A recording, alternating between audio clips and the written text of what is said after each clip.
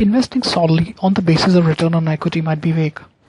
Like, first of all, we understood what do you mean by return on equity. For example, if the return on equity is 10%, which means for every $100 that the shareholders that they have invested, the equity shareholder they have invested, the business is able to generate them 10% return.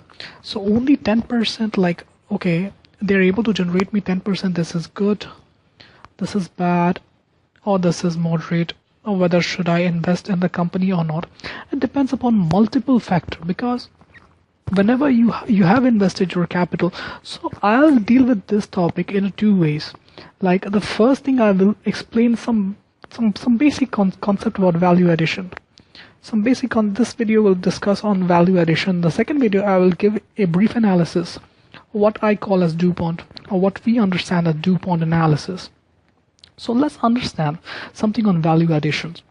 The equity shareholders have invested $100, so they might have an expectation that if they have invested in, suppose, treasury bonds or your equity bond, the treasury bond or your treasury notes, so they could have easily get, for example, 4 to 5% return without any risk. And one thing we all know, that if we are investing in a business, this is much more riskier than investing in government, because if the government is able to pay us 4 to 5%, and based on the risk that I'm taking, I should definitely get something more. So the expected rate of return is calculated through the help of CAPM, a capital asset pricing model. I'm not going into detail of capital asset pricing model.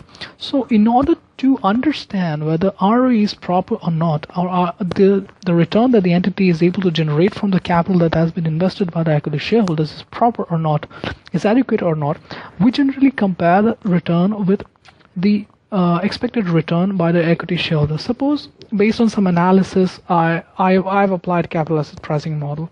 Based on my asset pricing model, I've assumed that there are two cases.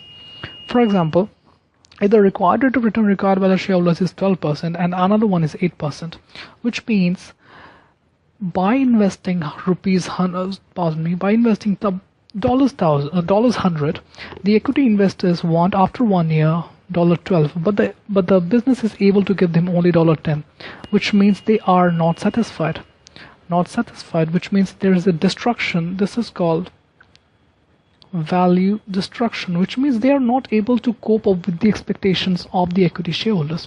On the other counterpart, if you would be able to see, the required rate of return is 8%, which means the business is able to generate 10% and the required rate of return is 8%. It is generally a good case. On prima facie, I still cannot say that I need to invest in the company or not, because one analysis is still pending, that is called DuPont analysis. So I'll give you a brief understanding of the DuPont analysis in the next videos, and I'll drill down to the DuPont analysis further on my further videos. But for the time being, on a prima facie level, I can see that return on equity is quite okay, but I'm still using the word called okay. I need to understand the sources from which the ROE has been generated, which can be dealt in through the help of your DuPont analysis.